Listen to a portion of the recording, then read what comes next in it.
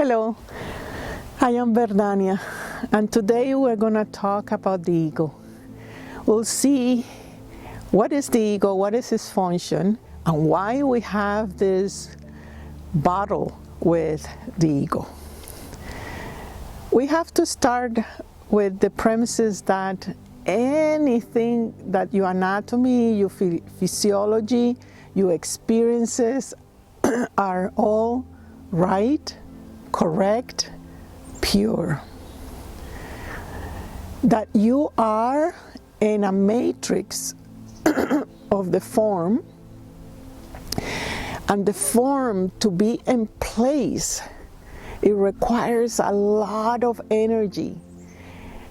If you think that everything is spinning, the earth is spinning around itself, it's spinning around the sun, and the sun is spinning around the galaxies, but we are feeling stable, solid, and the form have a sense of continuity, have a sense that this is a chair, this is my body, this is a blanket, everything is in perfect order.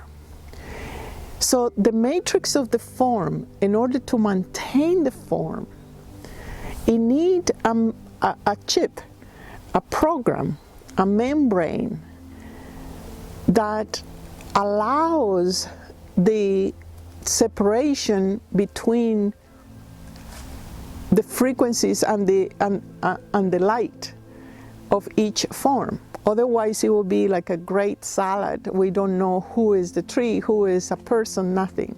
So the ego basic role is to maintain you in form, to facilitate for you the experiences that you're going to have in the form. So any experience that is clear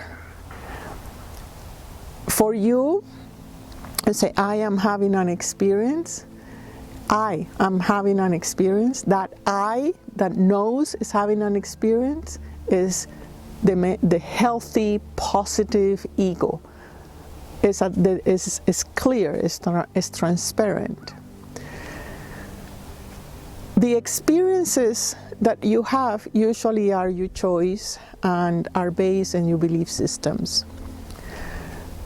When you are choosing an experience, you are choosing it through a role. You are choosing it through crossing certain limits, hopefully, that allows you to learn.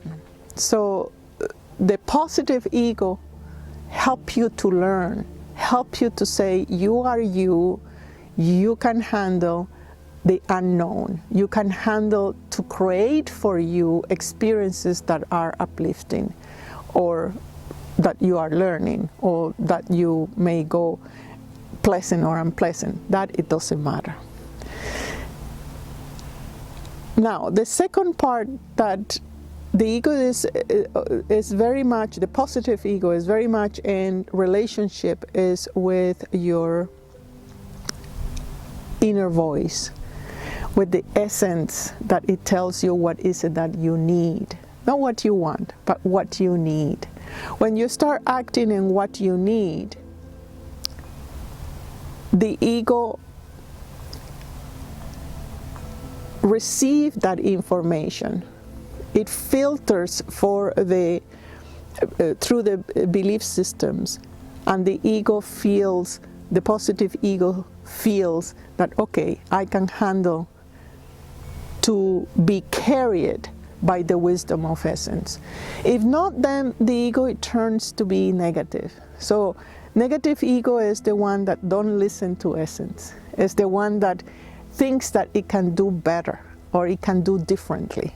For example, if I know that I have to write a book, for example, and that requires extra time, extra hours, breaking my routine and establishing a new routine, things that I don't really need at this moment, but I know that if I do it, then I will learn something that I didn't know before.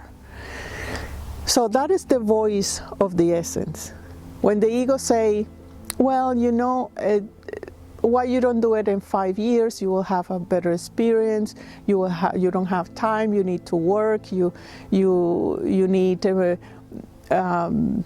this new computer, and you cannot afford it, and so on and so forth. When the ego starts restraining the inner voice of essence, it starts to become negative. That membrane, it becomes clutter, it becomes dark, so it doesn't receive, it doesn't filter in the right way the voice of the essence, and therefore the form, your purpose, start to be tense, start to be not growing, paying them a rise. So the ego is not the problem, it's how you use the ego. When you understand that, okay, ego put me in place in the form on earth, and it allows me to play, really is to play different characters and roles and experiences for me to know who I am or where I am constantly, and I am constantly creating that, and that I do always have a connection with my higher self that is always directing me, telling me where to go, what to do, what do I need in order to expand and grow. And that partnership between the essence direction and the ego is the more valuable thing you have, because it's really the union between your subtle self and the concrete self. And when these two cooperate and understand itself, you are ready to flow, to learn, not to have the tension inside that is created by you wanting to be your way. So when the ego is negative, it can take the form of the exalted ego. I am superior, I know better, I know it my way, I will do it my way, I will postpone things, I will judge things, I will value things, I will put it in the scale of good and bad. So, and that, the exalted ego, it feels always above everything. And it can operate in that way, but it's not really learning anything new. It's still in the comfort zone. Or it can be diminished. The diminished ego is the one that, poor me, I don't have it, I am wounded, my experiences are against me, the exterior world is unfriendly, I better keep it in my cave. All that position is still the diminishing ego.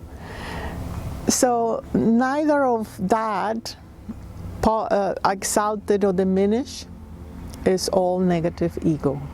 Positive ego is the one that cooperate and respond to the voice within, and that will immediately put you between heaven and earth.